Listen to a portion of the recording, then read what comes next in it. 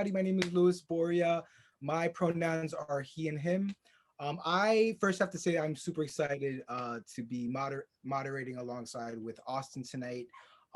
My job here today is to have the conversations with our panelists and hear their stories. I think you guys are all going to be amazed by their stories. We have a group of talented individuals. So the first thing I want to do, I just kind of want to go real quick and just run down who's here on our panel. And I'm going to go in order from where I am, what I see on my screen. So we're going to start with Gregory Stitch, also his real name is actually Thomas. Thomas, if you could just wave. His pronouns are he and him. Next, I see Juanito.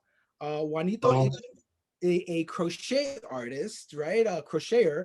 And Juanito's pronouns are they and ella. And ella is Spanish for, I want to say they, yes, them, right? Okay. yes. All right, good. Okay, next we have Zoe Desborough, who is hailing from Canada. Welcome, Zoe, and her pronouns are she and they. We are super excited to have her here today. And next I see Xandy Peters. Xandy is a designer, knitwear designer. Xandy goes by they and he. And last but not least, we have Christopher Walker, who is a indie dyer, and I believe you do a little bit of knit design. I'm not sure. And his pronouns are he and him. So welcome to all our panelists tonight. I'm super excited to start the conversation. And I think it's fair to say that we should start off with each of our panelists talking to us about their fiber story, as we all like to say, or our fiber journey, right? So we're going to start off with Gregory Stitch. This is your opportunity to tell the world who you are, what you do, what you're working on. So go ahead, Gregory Stitch, take it away. Hi, good morning, everyone. Hi. For those who don't know me, like Louis just said, my name is Thomas Gregory Hamilton, but everyone calls me Gregory Stitch. I am a crochet fashion designer. Started out back in 2013 after my mom passed away. It was a form of therapy for me, and then it developed into so much more. I started to designing clothes, scarves and hats, and then from scarves and hats to like jackets and hoodies, and from there I learned how to make gowns and dresses, and yeah, 5-time published designer. So yeah, I'm just really happy to be here to have this conversation with you guys. Awesome. Thank you so much, Gregory. And next we have Juanito. Juanita, take it away. Hello, everyone. Again, my name is Juanito, pronouns they or ella. And I started crocheting when I was 11 years old. My grandmother taught me. Ever since then, it's been definitely a journey for me because it's for the longest time, this being a gender panel, like the gender definitely had some kind of influence on my crocheting and how it went. I want to say came out. I don't know if those the words are correctly. I recently came out again crocheting, and it was surprisingly because like this is something that I have internalized for a lot of years that I didn't realize that I have been keeping to myself. And then when I came out and publicly put it like like that on a crochet page, Las Manos de Juanito, which translates to the hands of Juanito. A lot of people were like, including people that knew me like for many years, are like, I didn't know you crocheted. And then it kind of made me realize like this is something I had been internalized. This is something that I had been hiding, like that I didn't realize for many years. And here I have all these years of experience of crocheting and doing a lot of these pieces, and not realizing that I was hiding it. Just from that. Are we mentioning people at this moment? Is that Yes, we're going to do that. Yes, thank you for reminding me about that. Yeah. okay? And then there are two people that I'd like to mention that have been like crochet friends, like I call them my crochet amis. It's definitely Cassandra Sue, and Cassandra Sue's, y'all please consider her following her. Her handle on Instagram is Monarca Box, and I'm gonna set it. And then also there's this other designer, I don't know their pronouns, but their name is Diego, and their handle is Paquilitzi, and they are amazing. A designer. They have for crochet. They have this really particular design, and their pieces are amazing. Thank you, everyone. Thank you so much for that, Juanita. I want to go back real quick to Gregory. Gregory, I want you to, if you could just mention someone, it could be a crafter, someone in the industry that you want us to be aware of, or you want to get that recognition to. By all means, go ahead. Absolutely. The person that I recommend to everyone to follow and just get to know, the sweetest person that I know. She was, and she doesn't mind me saying this, I asked her, she was once called Philip Washington. Now she is now Lily Washington. And she so happened to be, I want to say, correct me if I'm wrong, Louis, but one of the first trans women to walk the runways of VKL in one of my pieces, and like in a few other pieces as well. And like she is a trailblazer. She just did her first national ad for Target. And so like she is a trailblazing woman. Follow her. And oh, I'm sorry, at YB Limited on Instagram.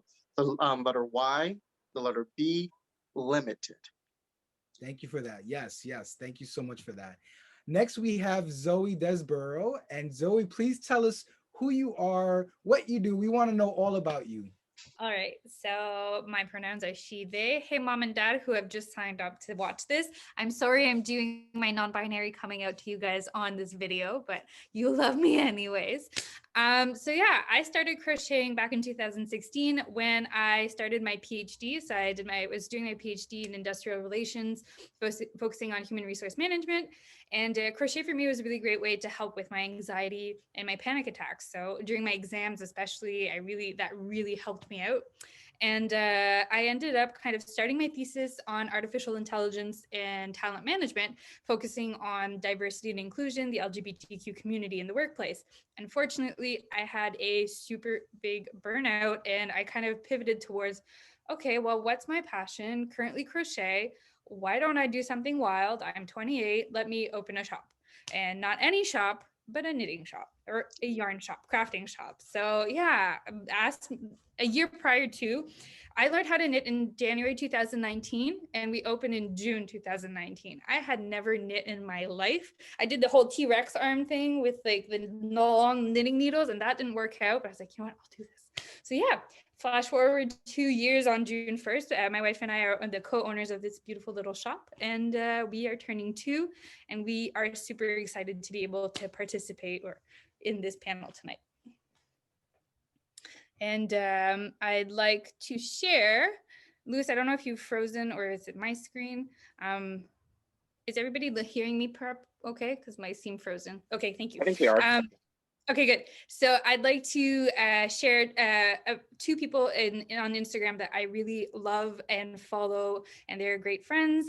First of all, we have Alexina. So I'll put in the chat her Instagram handle. Her Instagram handle is Lemlen, and she is a passionate spinner. So any of you who like spinning, she will be the resource for you. And she is a powerful ally for the LGBTQ community. So she has been a great ally to me in the past year, and I really would hope for you to get to know her. And then there's also Danielle from Spun Fiber Arts, another local yarn shop in Toronto, who is a queer designer and yarn shop owner as well. So I'll share with you guys the names on the chat. So thank you.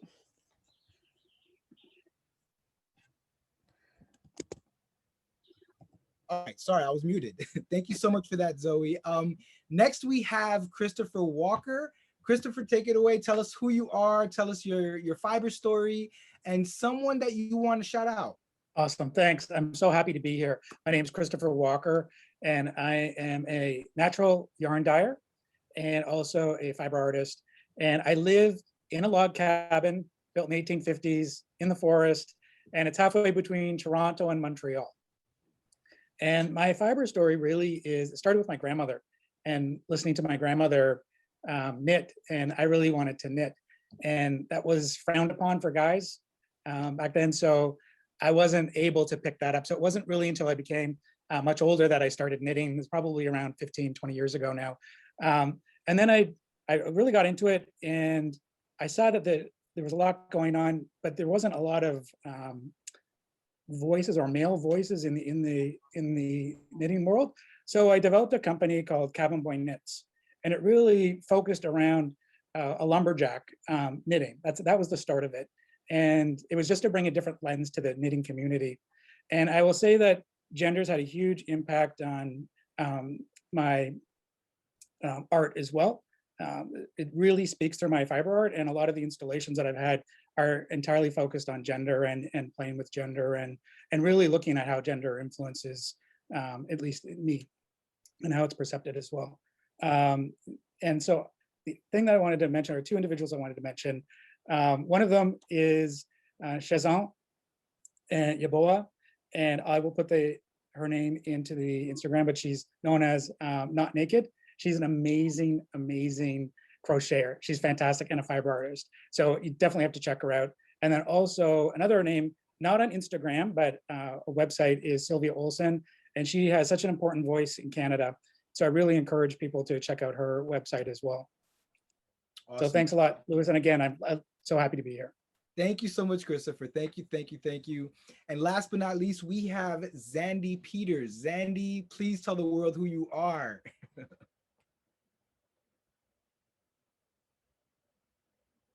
Okay, sorry about that. I am a knitwear designer, and I started knitting at a really young age. It was never my plan to make this my job. I was actually a sneaker designer. I think some people know this about me, but I worked for companies like Rockaware, Sean John. I did shoes for Wu-Tang Clan, a lot of licensed brands, and I also worked at New Balance. And while I was at New Balance, my boss encouraged me to submit some knitting designs to magazines because, like, in sneakers, when I was, you know, back then, fly knits were like the new thing. So they actually hired me off of Ravelry. So that's how I got into this. I ended up working at a jelly shoe company. It was terrible. And the reason that I have a career in knitting is because I decided that I no longer wanted to make these terrible jelly shoes that gave everyone blisters. I was going to like refocus and try and see if it worked out with like the knitting side of stuff and selling patterns online, and it did. It just so happened to. Some of the people that I had on my list of inspiration are like in the room tonight, which is like weird and awkward, but I'll name the person who's not. I'm scrolling through to make sure he's not here. The person that I like most admire right now on social media and off is my friend Kweilyn Stark. I'm gonna enter his name into the chat here because it's an unusual spelling on Instagram. And he is the kind of guy who has such inspiring work.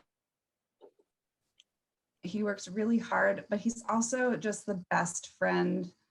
When I'm traveling at a show and something goes wrong, he's always there. And he's an amazing guy. So you should follow him. He's going to be like a superstar one day. He already kind of is. Love that. I love that. Thank you, Xandy. And Xandy, real quick, I had no idea you designed sneakers. That's so freaking awesome. That is awesome. Thank you for that. Yep. So I'm gonna go ahead and I'm gonna shout out real quick a really good friend of mine who happens to be a knitwear designer also. His name is Cairo Romaguera. Cairo's an awesome designer, and we've been friends for a few years now. And you can follow Cairo on Instagram. He is Cairo, as in the city, as in Egypt, right? _designs. So that's Cairo _designs. What about you, Austin? Thanks, Louis.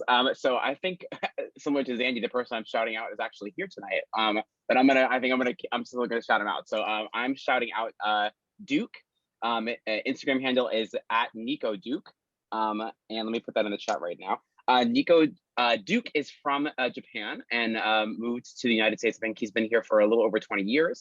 And he is a fabulous designer. He has donated several of his designs to Knit the Rainbow for our volunteers to use, and they're all Pride themed. He's a super fabulous person, great designer, and certainly follow him and check out some of his stuff. I put his Instagram handle in the chat. Awesome. Thank you so much for that, Austin. Okay, so let's get the conversation started. And the first question that I'm going to ask, I'm going to go ahead and I'm going to direct this to Xandy. Xandy, how do you think the history of the intersection of fiber arts and gender play into the fiber community today? Yeah, thank you. So one of the reasons I agreed to do this panel isn't just because I'm trans and a knitwear designer.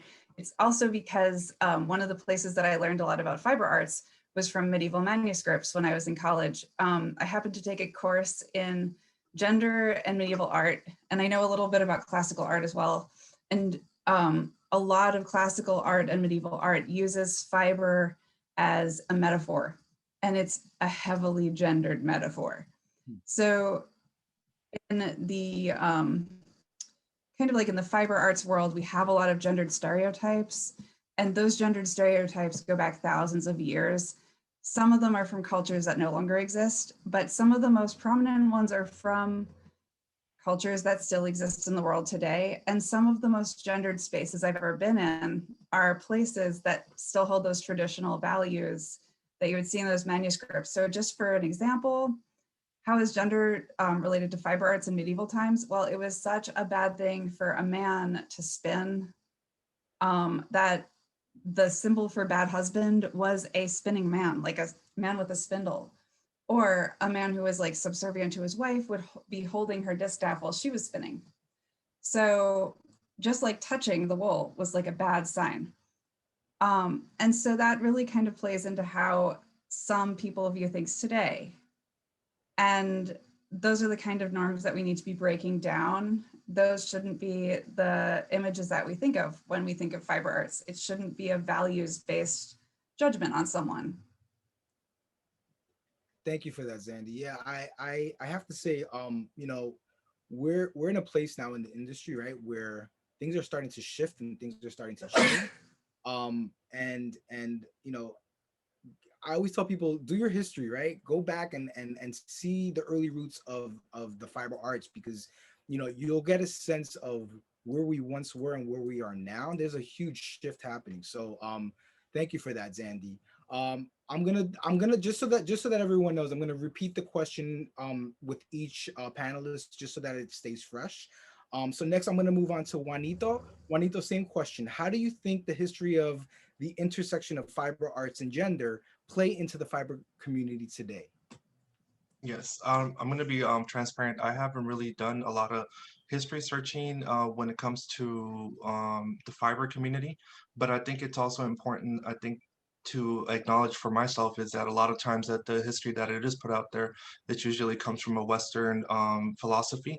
And I think that's important to say, because a lot of times like the history that one is looking for is being told by somebody else. I think like within my own journey, like my fiber history, you know, goes to my grandmother, and my grandmother is from Mexico, and you know she was taught as well. So I think like for me, when it comes to history, it's honoring my elders, honoring my ancestors, making sure that you know like I'm the legacy that I have put up, that they have put up, because I think there's a big legacy when it comes to crocheting in Mexico. Specifically, there's a big legacy of the mujeres and the women, the way they crochet, how they crochet. I mean, it's very particular to that area, and I think like being able to like sometimes I think I'm amazed by that, by how I was gifted that craft by her, by my grandmother, because I'm able to replicate it. And a lot of times, a lot of the people that I come across with are like, oh my God, you know, that reminds me of my grandma's piece, or they reminds me of, you know, something that my grandmother made. And I don't see it too often with people, I guess, my age and the younger generation, that they're able to create some of the pieces that the mujeres, and I have to be specific, that the women did in that craft. Also, there's this, I wanted to share this quote that I found online, that it kind of goes a little bit with it, and it goes something like this. When we engage in fiber arts, we are creating something, but but we are also participating in historic traditions, tens of thousands of years. You're not only making art for your soul and for future generations, you are embodying the work of our ancestors. And this is supposed to be by the Woven Road. I think that's who mentioned that, but I think it's also really important to acknowledge that even like and I think that a lot of the components that I'm bringing up is it's like for Mexican people specifically, people of color, because that's where I can speak of when it comes to that history. And also speaking of the history, I wanted to say really quick that because I want to introduce this and it's important for me to say it. I am on in Oceanside, California, which is traditional Bayom Kawichun land, and that's also important to say for me. That's it. Thank you. Thank you, Juanito. Juanito, you mentioned something earlier before everybody came in, and you mentioned oral history, right? So there's written history, and then there's oral history, and I love that you said that because I can relate to that, right? Being Latino and being, again, seeing crochet predominantly in my family. Nobody knitted in my family. It's something that I was like, well, where did it start from? And I could never find the history behind that.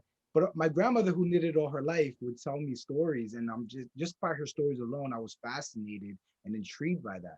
But I love that you mentioned that earlier, before everybody came on, about it's oral history, right? And so we pass that down, and I feel like within the Latin culture, Latinx culture, that we're seeing a lot of that, right, rather than written history. So thank you for that. All right, so next, Christopher Walker. Again, I'm going to repeat the question, everyone, just so that it stays fresh. How do you think the history of the intersection of fiber arts and gender plays into the fiber community today? Yeah, thanks for the question. I'm going to pick up actually where Xandy left off, or take a bit of what Xandy said, talking about the stigma attached to male knitters or crocheters or anyone involved in fiber. I find it really interesting, even today.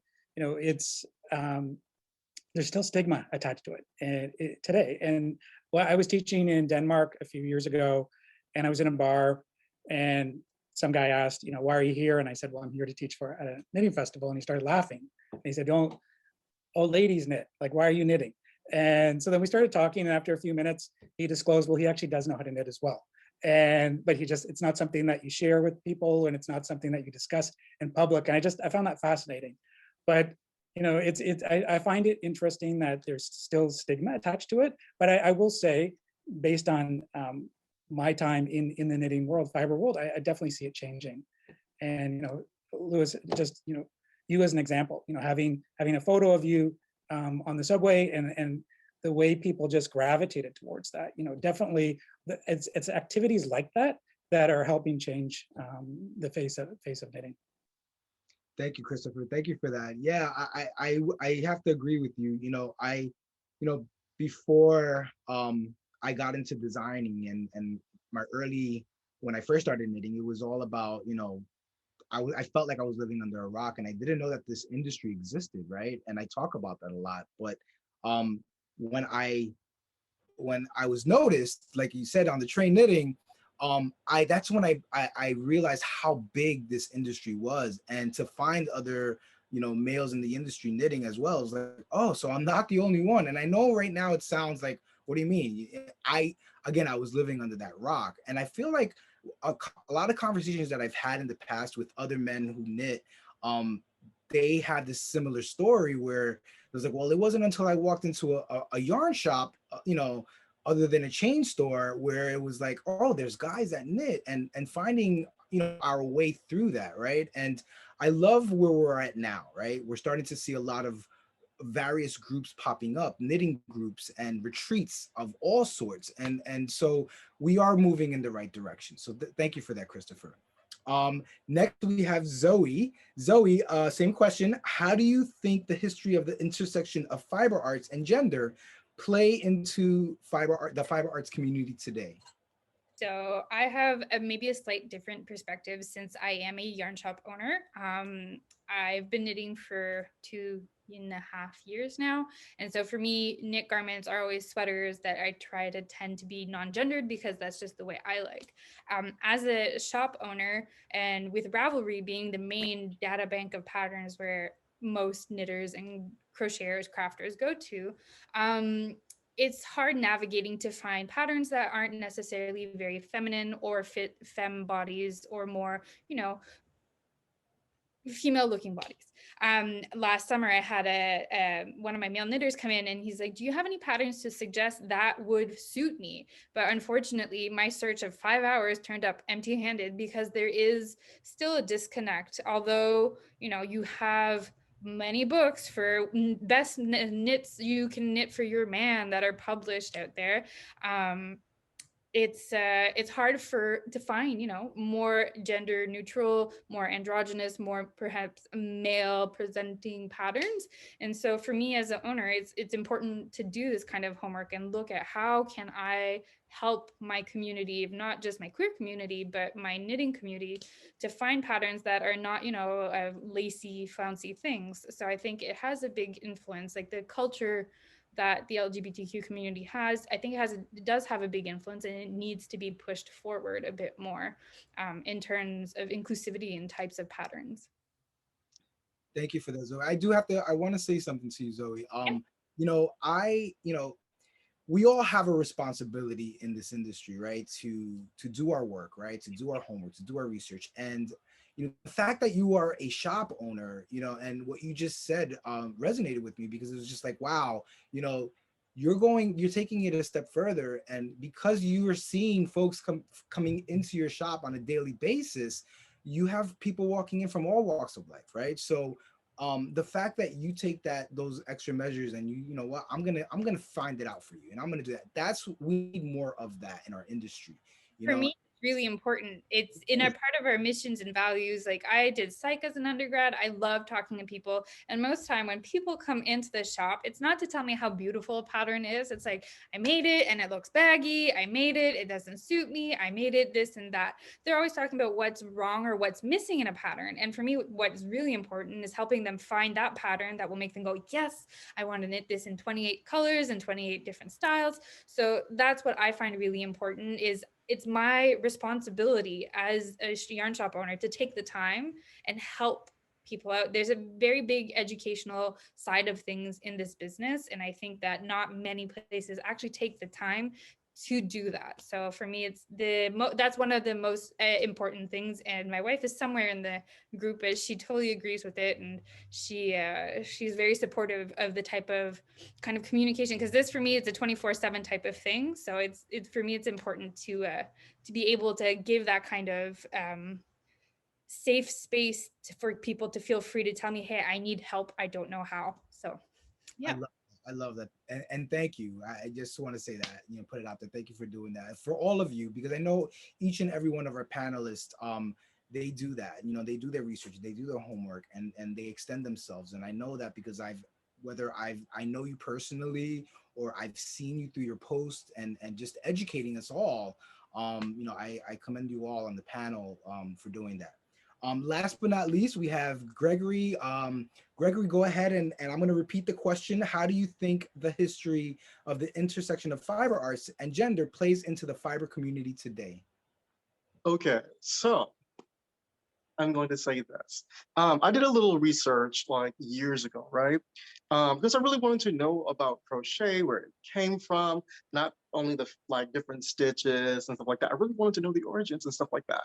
And so what I found was very, very intriguing to me, simply because crochet actually it started with men doing it.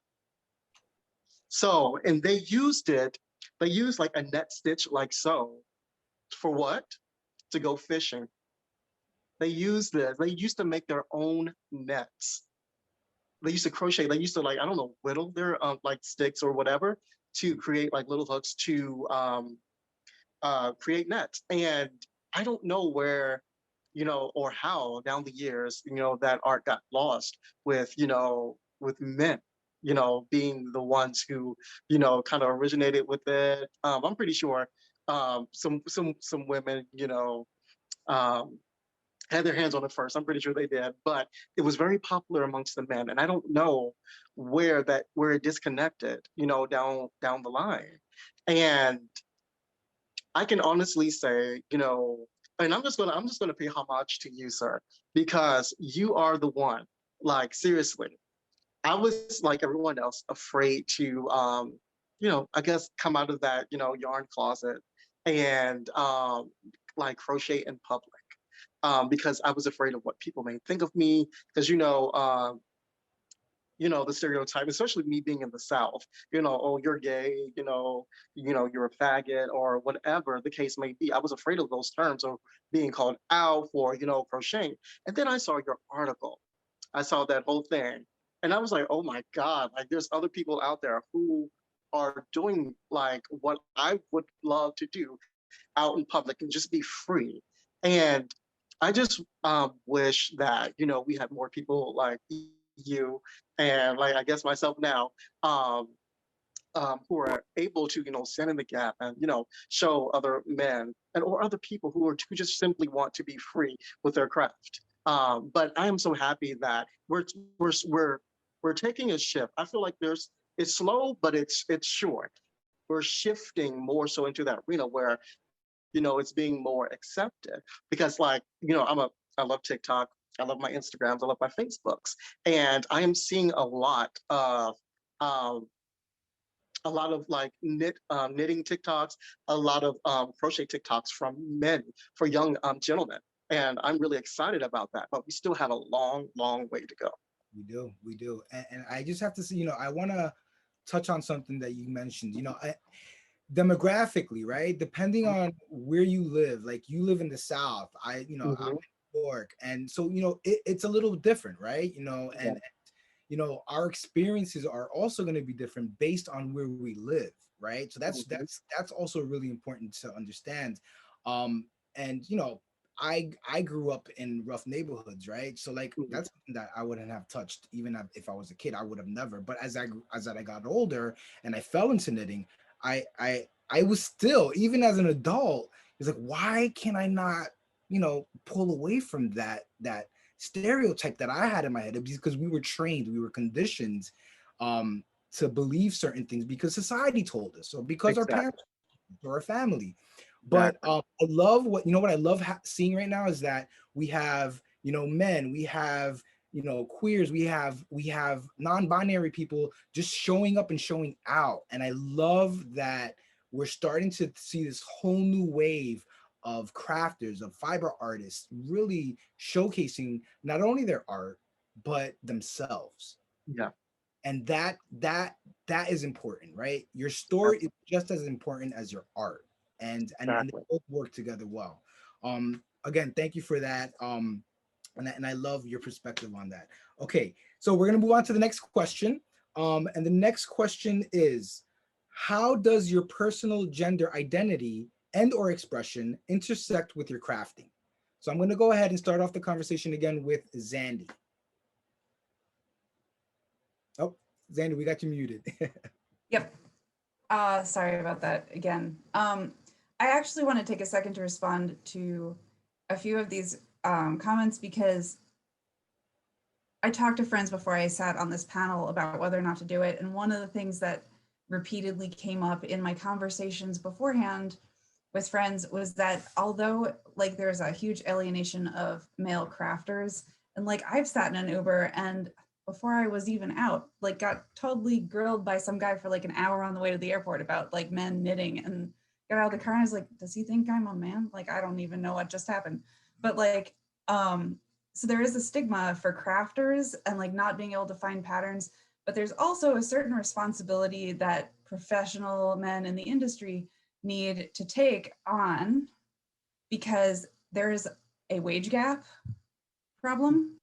There's a problem with a lot of male-owned companies with like second tier like VPs that are women, magazines that are owned by men and edited by women, and kind of like they call it the glass escalator, where oftentimes like men will just like bridge that gap from crafter to professional and will already be like above people who have been working just to get noticed, because I think it's because partially people stand out more, men stand out more, but like, so there's like still a wage gap. Part of it is that history of it being women's work and being undervalued. I've been personally asked if I ever get paid for my designs when I do them.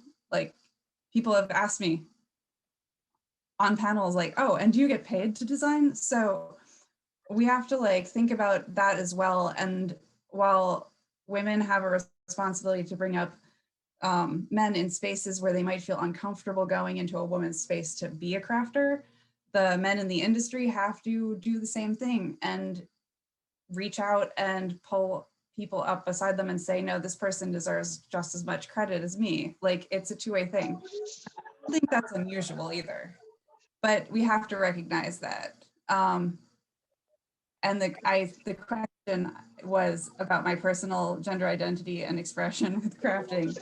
I was going to get in trouble if I didn't bring up that other part. So I don't want to overstep my time. It's not good because I have this internalized stuff as well.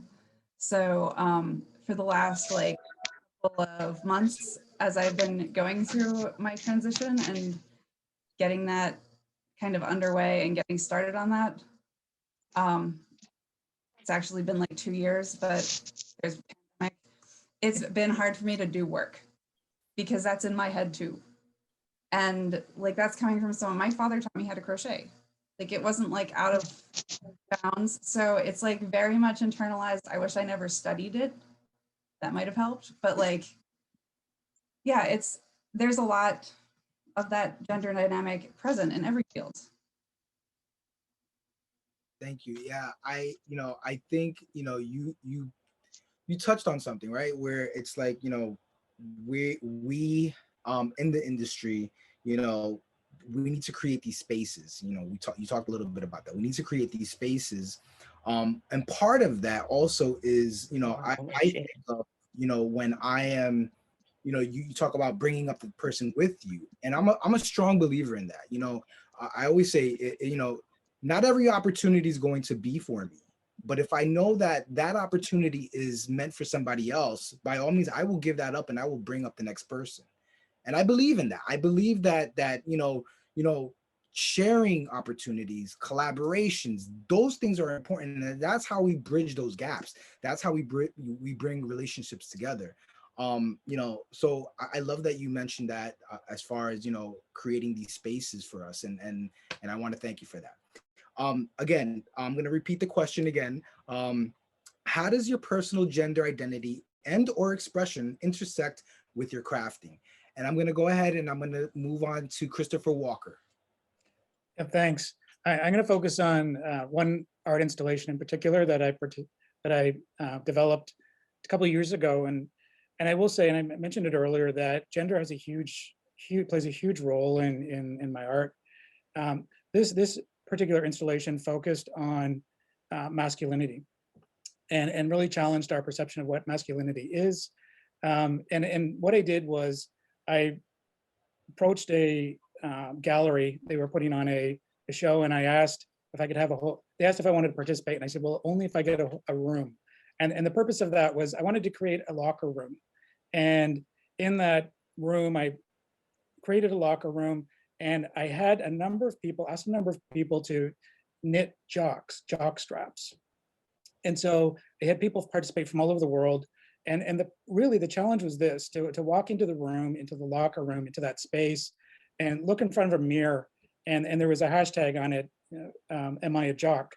And really to challenge, what does that mean? What does it mean to be a jock?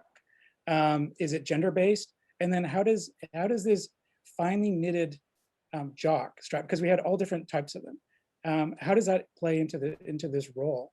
And so the feedback was terrific. We had all kinds of people participating in it, but it was really just to challenge the perception of, your gender and what does gender play, what role does it play within the perception of masculinity, and what is masculinity?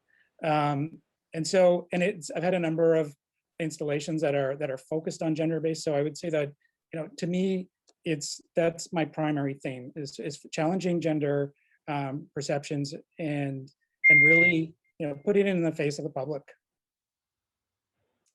Thank you for that. Thank you. And I remember you telling me that story, and you had some other side stories to that that was fascinating, and it was unique to hear that. You know, and I remember when we first met here in New York, and you were explaining that installation to me, and I thought it was fascinating. So thank you for sharing that. Yep. Juanito's next. Juanito, I'm going to repeat the question again. How does your personal gender identity and or expression intersect with your crafting? Well, I think, you know, personally, my gender identity has been a journey. I was assigned male at birth. At one point, I considered myself to be a gay man, and I'm at a point right now where I am a non-binary queer person. So, at every part of that part of my life, you know, and how the craft intersects has been interesting. So at the beginning, I think, you know, we talk about you know, being assigned male at birth provided me with the brown boy lifestyle. So a lot of these brown boys, you know, like they have a place in my heart because I was raised to live that lifestyle. You know, like growing up here in Oceanside, a lot of components come to that. What is being a brown boy in Southern California? You know, police would stop me all the time, ask me where I was from. Other gang members would, you know, stop me and ask me like where I was from. Immigration play a part of it, coming from living the vicarious experience of undocumented folks. So all of those aspects, I think, played a part in my crochet. Crochet wasn't an escape. What my grandmother did teach me at 11 years old. So I would crochet and crochet and crochet for hours, and it was just like kind of an escape from everything. On top of, you know, living this brown boy lifestyle, like my identity as a queer person, and I think like somebody mentioned it. You know, like a lot of times crafters, when it comes with yarns, they stand out. And why is it that they stand out?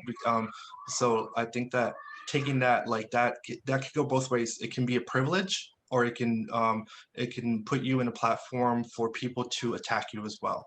So I think that like there's that line, you know, and a lot of times like if I wasn't equipped to use that as a privilege at that point, you know, so I chose the other one, which was to hide it, you know, like, and I've been hiding it for many years.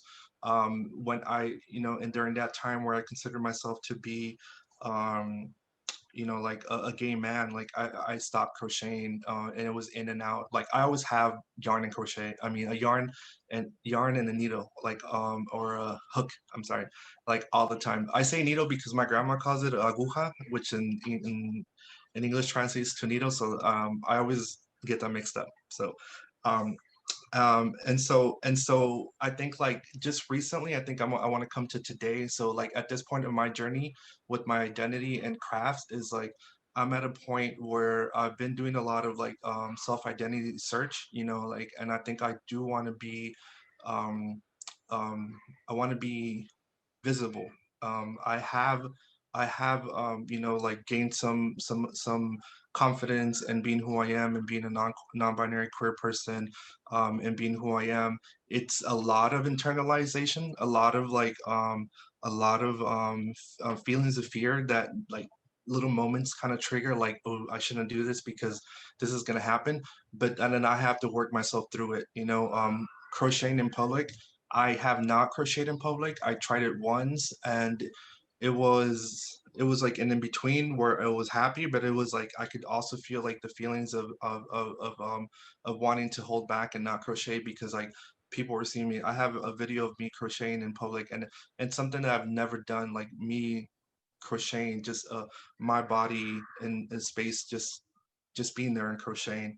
Um, I think a lot of the work that I produce right now, like I am really happy to produce it because I feel like it's definitely, you know, like the work that my grandma like like gave me. I don't know, like I don't know how to explain it, you know, like I have so much respect for her and her craft, that I'm so happy to, like, when these products are finished, I'm just like, wow, this is, again, I repeated, this is a legacy that was given to me, well, as well. And I know, like, somebody was talking about patterns, and somebody was talking about, you know, like this. I think that one of those things that comes up is accessibility. So I think like when it comes to accessibility, my grandma didn't know how to read, still doesn't know how to read like crochet patterns, doesn't know how to read, like certain things. I mean, and I didn't know how to read, like until I have the privilege of education. I have the privilege of knowledge and computer and access, and being able to translate. Okay, this is what this is, and this is what she does. This is what this is, and this is what she did. And even so now, like I still like don't know how to read some of the patterns or some of the stuff. I do it just how I was taught, and a lot of times how I was taught was like just do it like this, just like that. And again, like what I mean by accessibility is that people who do have the accessibility of being able to read, being able to learn, know English, being able to have a certain skin color, which allows them to be in spaces that they are received. Like that's a lot of power that was passed down onto me because I'm still able to be here. I'm still be able to do it because just based on that, I'm able to create more and more and more. And I think it's important for me to speak on that and say that accessibility, that's another factor as well that comes into it. Thank you, Juanito. I have to say, I just want to add something, and I want to say something to you personally. You know, I've often heard folks in the industry say, well, it's not a big deal. Why is it such a big deal to knit in public, right? And you know, and I get angry when I hear that because I remember the feelings that I would get before I actually had the nerve and the courage to really knit in public in New York on the train. And I remember the sweats that I went through, the nervousness and all I kept looking down, never looking up, and finally looking up and then saying, oh, okay, nobody's really looking at me.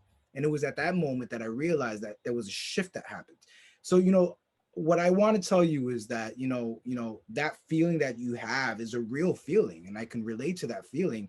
And, don't ever let anybody tell you otherwise, right? Because all of our journeys are completely different, and what we feel and what we go through are completely different than the next person's. So, when every time I would hear something like that, I would get angry and I would say something, and that's my responsibility now to say, you know what, you don't know what that person's going through at that moment. You don't know the fears that they go through. You don't know their story. You don't know what they had to go through. You haven't been in their shoes. So it's really important that the next time any of us that are watching right now, that you find this idea of like knitting in public as what's the big deal. It is a big deal for many of us. For many of us, it's something that we find hard to do, but for others it's like, oh, it's nothing. But I just wanted to tell you that, Juanito. Next, Gregory Stitch Thomas. How does your personal gender identity and or expression intersect with your crafting? Thank you. So for this, I want to go back. I remember growing up, the typical, gay male story where you were a kid, grew up in a house full of women. With my brother, we grew up in a house of women, and I remember, just wanting to play with the dolls that my cousins were playing with, or my sister was playing with, and wanted to wear what they had on and things of that nature, right? But then again, like we stated before, I grew up in the South, like the Bible Belt, and I remember my mom, like my family, like we a very church going group of people, and she was like, no, little boys don't dress like that. You're gonna go to hell for doing that, like that, all of that. And that's what I experienced growing up. And so I struggled with my sexuality. And and like, to be honest with you, like I wanted to be like as a little boy, I wanted to be a girl. I wanted to be a girl. Because I was like, oh my gosh, they get to do this, they get to do that. I don't like sports. I don't like, being outside all the time. And I struggled with that for the longest time. And it wasn't until, I really, I had to like, cause like I'm a faith-based person, and I had to do like my own like research, my own, research on who I actually am inside and who my God is. And once I did that, I realized so much, a lot of stuff that, that I was taught, that the typical, thing that, God is a man and stuff like that. He's the father. And I realized in just reading scripture, God is not man nor woman. God is a spirit, no gender. And and I know people will say, oh, well, the Bible says he was the father, but he had to be a father for a certain time for a specific reason. And so when I came to that understanding, for me, it was like, oh my God. Like things start to switch, like it started to shift for me. And that means I could choose to be whoever I want to be. And I decided to go with he, him, because I like being a guy. But I decided to like marry those kind of like beliefs into my brand and me crocheting, because of course I would design like gowns and dresses and things of that nature. But what I like to do is switch it up.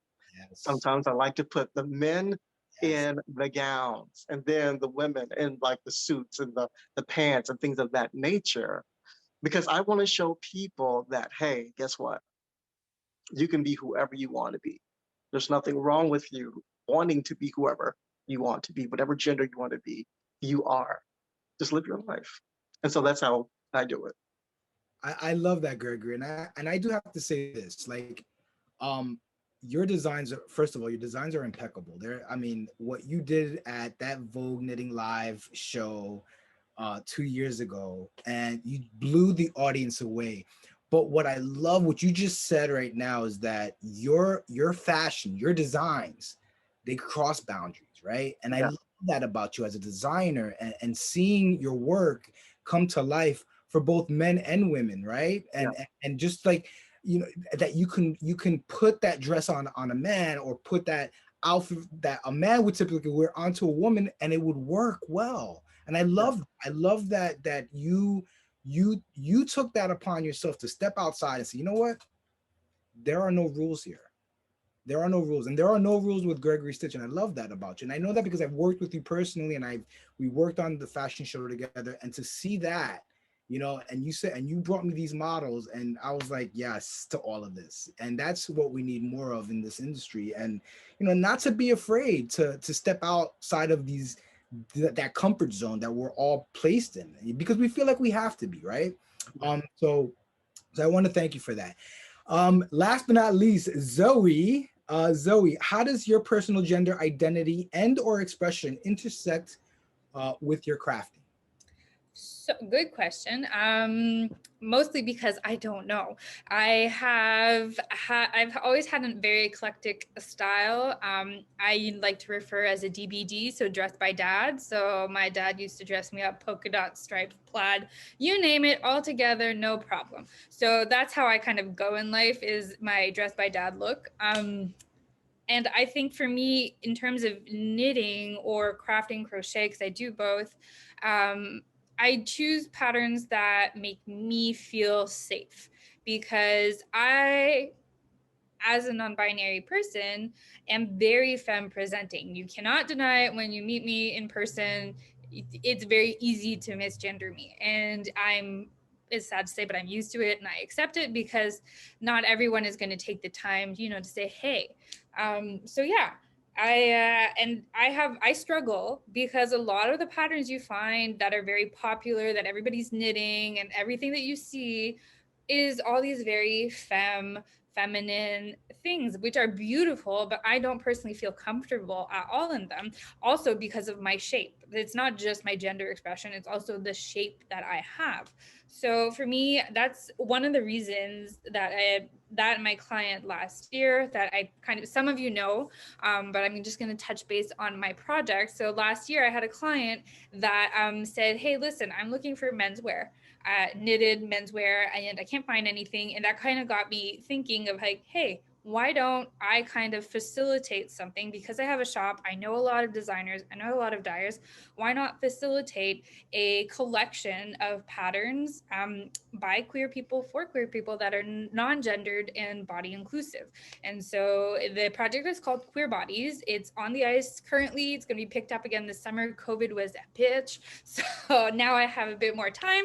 But yeah, so for me, creating this kind of collection of crochet garments and knit garments that are made by people who understand the struggle that it is to validate your own gender. That's one of the participants in the projects that said, like, when they choose patterns, they want to be able to validate their identity and not have people second guess, not have to wear things that are super baggy because you're hiding your body that you don't necessarily want to hide.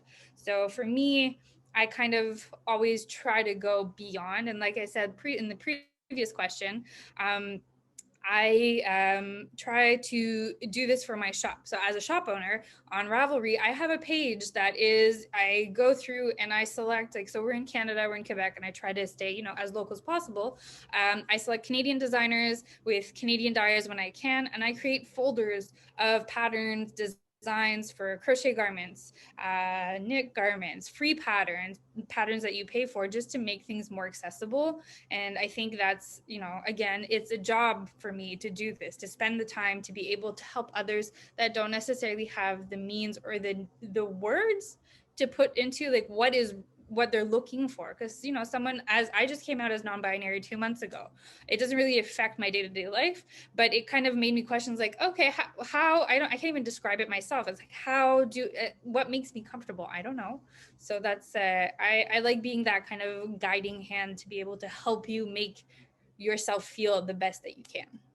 I love that. I love that. And Zoe, just quickly, tell everyone where can they find this information about this publication you wanna do? So currently there is an old post on our Instagram page. So our store is called Crochet & Co. on Facebook and Instagram. It's Boutique Crochet Co. It's actually in my name. I don't know if my name is too long for people to see. I will post it in the chat. You can always send us a message, an email through Facebook, Instagram. There's a newsletter on our website that we also talk about it. I am going to be picking it up again in the next couple of weeks just to get going. So if anyone has any pattern ideas, dyers, anyone you think would be interested in this project, please reach out to me. I know I've reached out, Juanito, it's the first time we actually meet, but I know I've reached out to Thomas, I've reached out to Xandy, and I've reached out to Christopher, I've reached out to you, Luz, I've reached out to a lot of people. So it is a very time-consuming project, but I think this has it can have a very big impact in not just the knitwear community, or the crafting community, but outside of it as well. Well, we're here to support you however we can. So Thank you. You can count on me. Okay, so Austin, real quick, we have about 25 minutes. Is that correct? That's correct. Yes. So here's what we're gonna do. There is a question. We have time for one more question because we do want to open up the floor for questions from the audience, right? I'm gonna skip ahead to a question that I think is of importance right now, and I think this is gonna be sort of directed to our audience, right? This is gonna be an answer for our audience, whoever's listening in right now. So quickly to each of our panelists, we're gonna do this real quick, maybe 2 to 3 minutes, just so that we have time to try to get to some questions from our audience.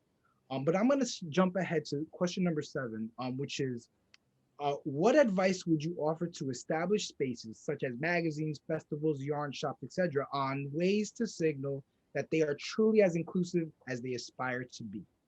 I'm going to start with Xandy. Xandy has this look of surprise. Yeah, no, because I was reading that in the email parallel to the screen. Like, I hope someone else goes first on this. Okay. But I'll answer it first because it kind of goes into the same thing.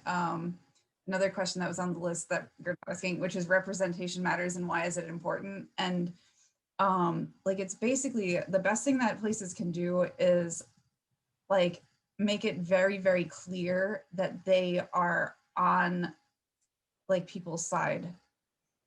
So there's always going to be like unwelcoming space, like people in the spaces, right? The spaces might not be inherently bad. There's always going to be one or two people. I've met some weirdos at yarn festivals. I've met some entire guilds that I would not go back to. And the main difference between an individual that's not great and a space that's not great is like how much the organizers of an event like convey to you that you're welcome there. And like, I think everyone on the panel for whatever reason has felt like maybe sometimes you get invited somewhere as like a novelty act.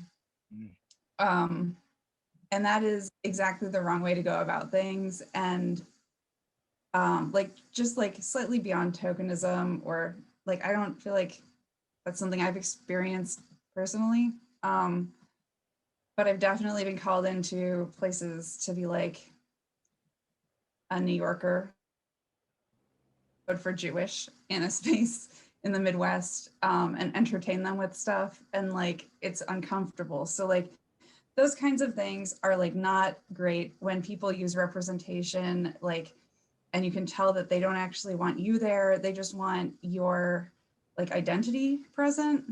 But also like having people around at those events is really important. I'm going to call you out again, Duke, because you're someone who, like, I met Duke in a class. He was a student of mine. And now every time I see him online, I'm like, oh, I know this is someone that I can tell if something transphobic happens, Duke will be a witness because he works to like support the trans community where he lives locally through his pattern sales. So like that's exactly the kind of stuff that makes a safe space happen, is having people around who you know are allies by their actions.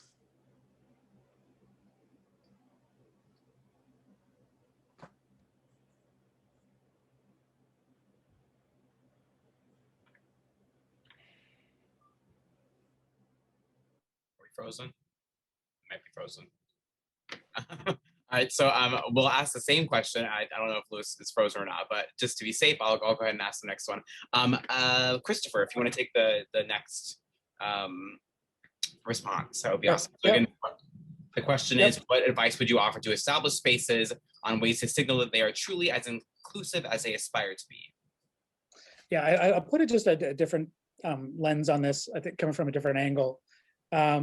But oftentimes, you'll go to festivals or you'll go to yarn shops, and you scan the room. A couple things. One, are you accepted when you walk in? You can tell, especially as a queer individual, you know when you're not welcome in certain spaces. So I think we're hypersensitive to that, and so I think it's up to us also to challenge that. So I know in festivals, I'm not shy in sharing my comments on looking to see, where are people situated in terms of their vending space.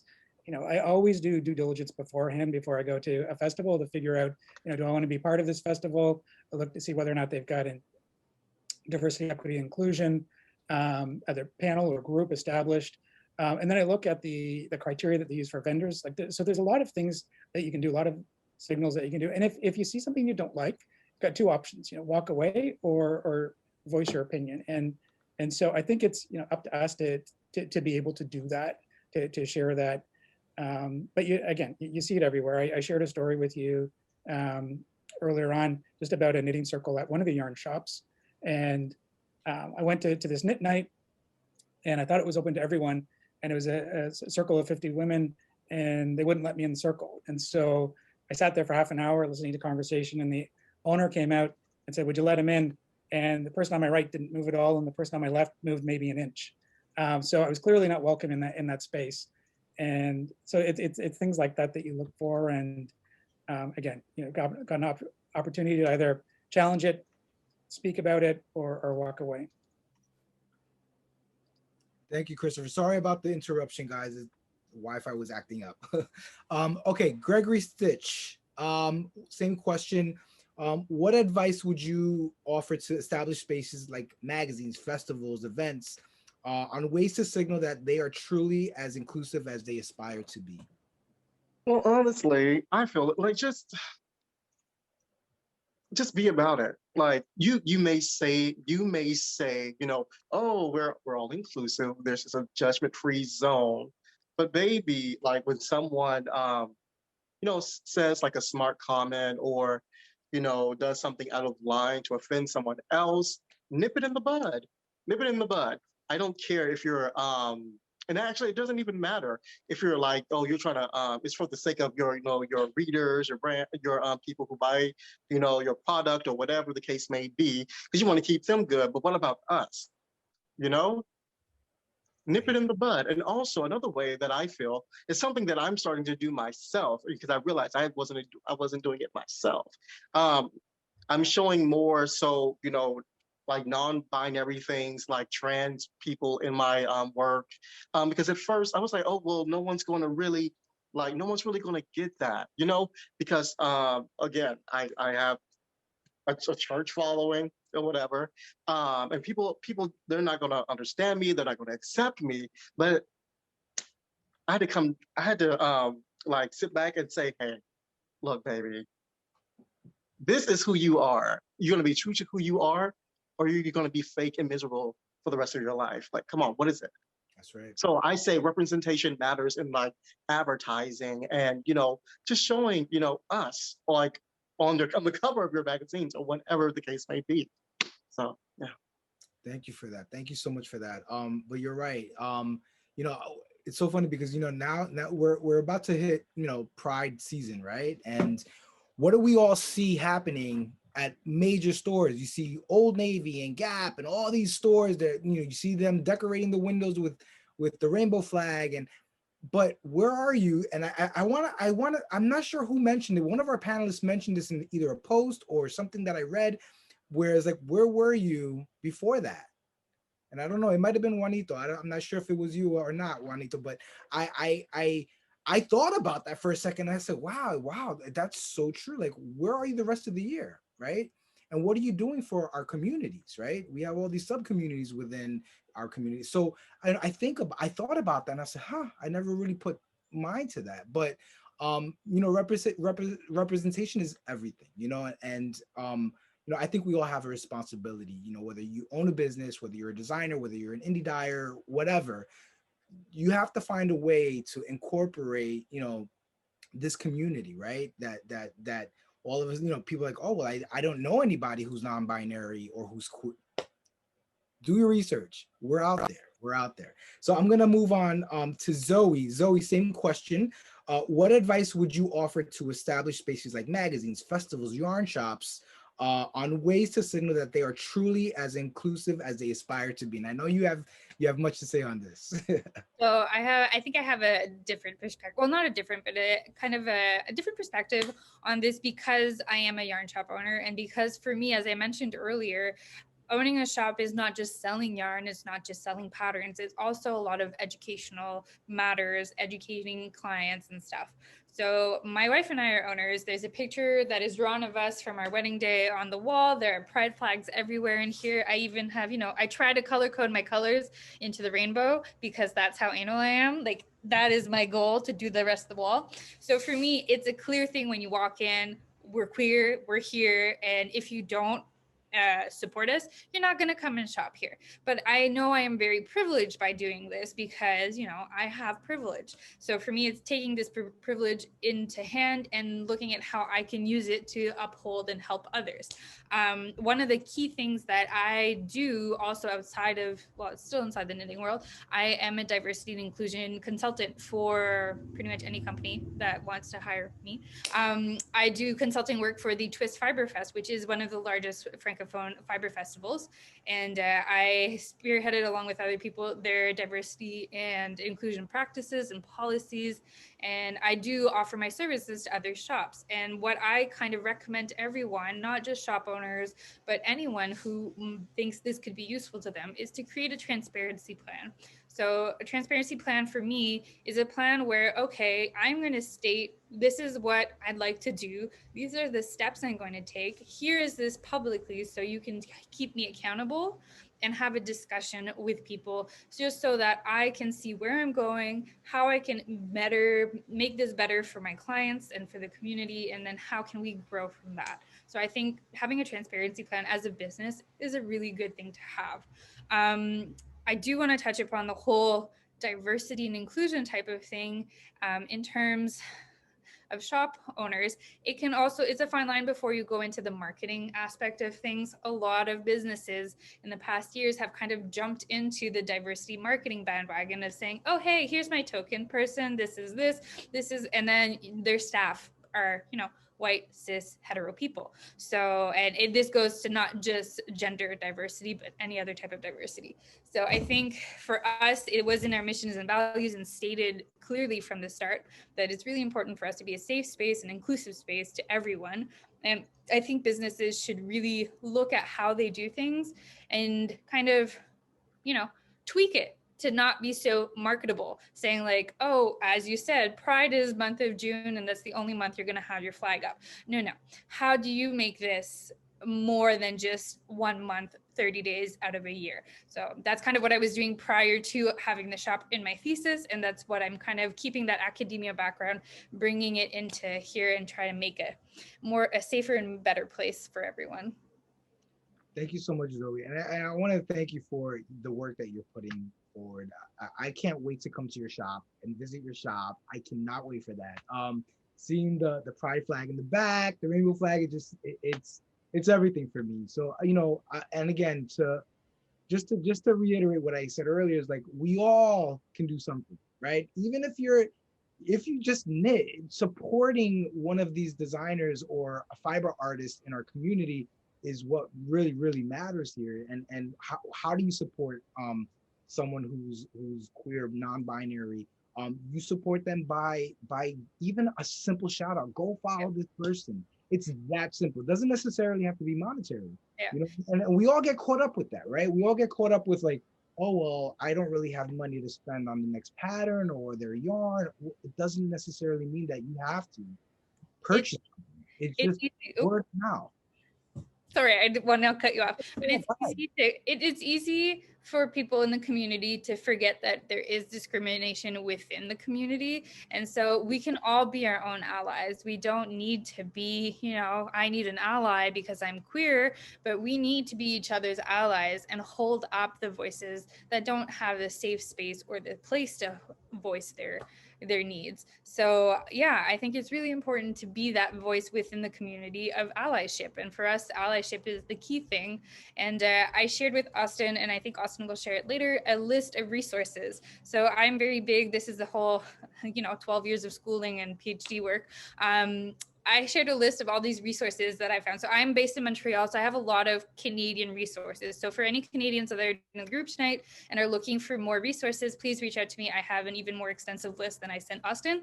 But these are some resources for LGBTQ, pretty much anything. So day-to-day life. And then there is a kind of section on the arts and craft world and how you can find support for your craft. So for me, I'm really big on being enabling you into finding the resources that you need. Thank you so much for that, Zoe. Okay, last but not least, I'm going to give the last floor to Juanito. Juanito, what advice would you offer to establish spaces such as magazines, festivals, yarn shops on ways to signal that they are truly as inclusive as they aspire to be? I would say read the room. And the reason I say that is because a lot of people are already know that there are some lack of inclusivity going on. If a person has one arm or has no arms within the craft community, or if they're trans person, or if non-binary, and so folks. I mean, the information's already out there. I think they have to do an internal check-in or with themselves to be like, okay, what is it I need to do in order for to be more inclusive? What kind of people are coming into my shop? What kind of people are shopping within me? A lot of times, like the crafting and the yarn community with crochet, specifically crochet is a white woman craft, you know.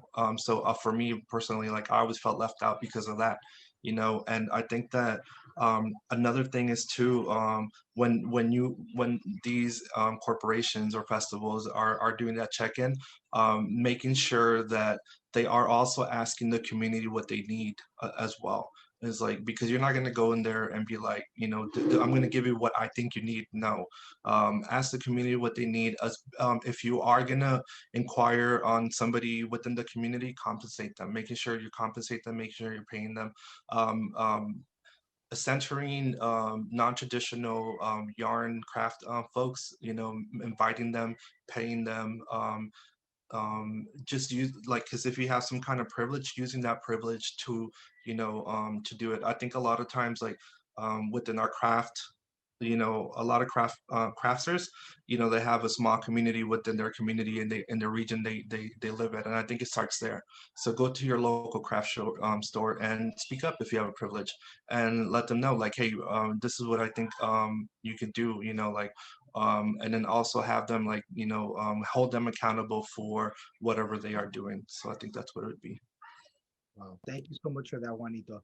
Before, because we only have about 6 minutes left, unfortunately, before I hand over the mic to Austin, I just want to say a big thank you to each of our panelists. You are all amazing. You are all doing amazing work out there. It's been a privilege. It's been an honor to be on this moderating this discussion with you today. I learned so much from all of you. Continue the work. If there's anything I can do on my end for each and every one of you, by all means, please reach out to me. I'm here for it. You know, we have a lot of work to do. There's a lot of work ahead of us. I feel like we're barely scratching the surface, right? And we have, you know, it's about educating the folks, and that's what we are doing here today. So I want to thank you all for being a part of this discussion today. And I'm going to hand it over to Austin. Austin. Thank you, Lou. Oh, excuse me, I haven't spoken in an hour, so my voice is a little crusty. Thank you so much, Louis, for moderating the discussion, and thank you so much to our amazing panelists. I'm so appreciative again of you all sharing your stories and being willing to get into the nitty-gritty and telling us, you know, about the hard, great, sad, easy, difficult moments that you've had throughout your fiber journeys and how it relates to gender. I really appreciate each of you agreeing to chat with us. So we did get a couple questions in from some folks in the chat. So what I think we're gonna do is I'm gonna ask the question, and then if just one of you can take a stab at answering, that would be awesome. And then we'll see how many we can get through in the next 5 minutes. And then if I can ask everyone to stay an extra 5 minutes, I'll close this out at the end. So let's see, the first question that we got in was from Jean, or Jeanne, sorry if I'm pronouncing your name incorrectly. And I'm gonna put it in the chat, it's kind of a longer one. It was directed at Xandy, but of course, if anyone, you know, wants to take a stab at it, they certainly can. So here it's coming in the chat, and I'll read it out loud. So I just got a book called Plantation Slave Weavers Remember, a compilation of interviews of formerly enslaved people, and they were all worth talking about fiber work, both while they were enslaved and when they were free. In this book, both men and women carded, spun, wove, and knit. That was probably crocheted. What do you know about the intersection of race and gender, especially about that time in American history? If anyone would like to take a stab at that. I can answer really quickly, directly on this one. I saw that book on the Tattered Blue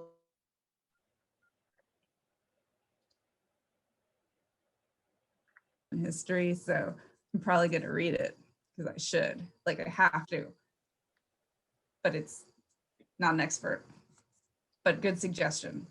Yeah, absolutely. Thanks, Jean, for letting us know about that book. Any other thoughts from any other panelists about this topic?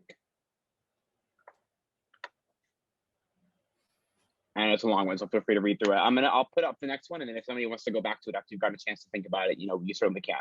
So another question came from Rowan, and Rowan said, I'd be curious if anyone has thoughts on the idea of craft versus art. The idea that art that is functional somehow carries less value than art for art's sake. I'm gonna put that in the chat as well. And anyone if would like to chat about that. I'll take a stab at it. I think it's a fantastic question because it's something that we struggle with, and because you can see some pieces like we talked about Gregory Stitch earlier and some of the work that he did, especially with respect to the Vogue fashion show. And you look at that and it's like, oh my gosh, it's a piece of art. Like it's so amazing. And then you talk about, well, is it functional and wearable, and how does that transcend? It's a fantastic question. I don't think there's an easy answer to it. I've made a number of pieces in galleries. And to be honest with you, one of the pieces, I take it out and you could easily argue that it was a craft. It was more of a statement piece than anything else. So I really think it's a complicated question. It's a fantastic question though. And I'm sorry I don't have the answer. No, that was great. Thanks for taking a stab at it. Our next question comes from Ariel. I'm going to put this one in the chat as I read it as well. So Ariel's interested in how to interface with the body positive movement, which as far as I can tell is mainly focused on size representation, which is super important. But when people say for every body, they seem to mean feminine or femme presenting bodies of different sizes, which is kind of interesting. Does anyone have any thoughts on that? I know Zoe, you kind of spoke to that in our pre-panel meeting. So if you want to take a stab at it, I'd love to hear, your thoughts. All right, yes, I am muted. Okay, good. It's a loaded question because it is such a thing. Like one size fits all doesn't fit all. Oversized doesn't fit. It is really frustrating to have a body positive movement, and it's also, often portrayed by white people. So often enough, when you have on Instagram, you'll have posts and stuff, and this is a lack of representation in terms of publishings and whatnot, of having, not just white people, because there's just so many layers to the question, and I do find it very frustrating because, body positivity is amazing. We need this.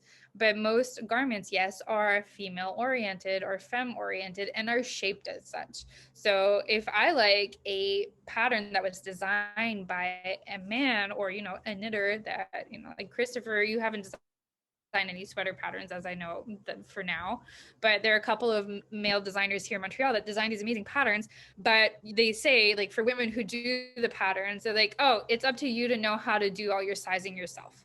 Like you have to know how to adjust your own clothing to be able to knit our patterns to fit your body type.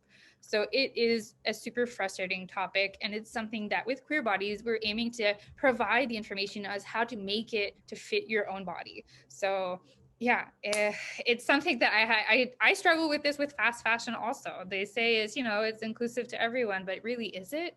So yeah, I can't really answer the question properly, but at least I'm trying to find ways to make it better. No, absolutely. That was a perfect stab at it, and I apologize for the the speed round that we had to do for the Q&A, everyone. But we had such great conversation that we didn't want to cut it short, for the questions that we had planned. So I apologize to Richard and Kweilyn. I know you asked some questions, but I think we're going to wrap up just to be respectful of everyone's time tonight. Before I let you go, I have a couple of announcements about Knit the Rainbow and what's coming up. So if you wouldn't mind bearing with me real quick about those. Up next, the next kind of thing that we're doing is our first birthday. We turn 1 on June 30th of this upcoming month. So we're going to be doing a little Zoom like birthday bash celebration. We'll have a DJ. We're going to have some speakers. We're going to, give away some stuff.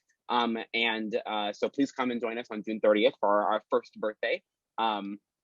We also have 2 promo codes to offer all of our viewers tonight. And one of those is coming from one of our panelists, Zoe. Zoe offered a promo code, which I'm going to put in the chat now. And I'll also send this in a follow-up email to all of our attendees. So don't worry if you don't catch it in the chat. So this is the promo code for Zoe's yarn shop for a 20% discount. And it's running through the end of this month. So you have 2 more weeks to jump in and grab your 20% discount code from Zoe's shop. Thank you so much, Zoe, for offering that. I really appreciate it. And then we also have a promo code from our end because Knit the Rainbow just launched our store for yesterday, I believe, or 2 days ago. So we have a little store that's now up on our website. And we launched our store and are offering all of our viewers tonight a 10% discount code that's valid till the end of June. So it runs through the end of Pride Month. So I'll put that here in as well. So that's the discount code for Knit the Rainbow's store here, and that one is for 10%. And then the other one is above from Zoe, and I'll be sure to put both of those in the email that I follow up with. I'm also going to send you all an email with the list of resources that Zoe put together for us. So I also am super appreciative of that. Zoe, thanks for sending that list of resources over. And it's has a plethora of different things that you can look at. I definitely encourage all of you to look into it as you can. Thank you all so much. Thank you to our panelists. Again, thank you for offering your evenings and telling your stories. I really appreciate it. We are really excited about the Knit the Future series. You know, it's not within our main mission, but we think that it's super important work to talk about inclusion and diversity and interdependence in the fiber arts community that we're now a part of. And we're super appreciative that you're on that journey with us.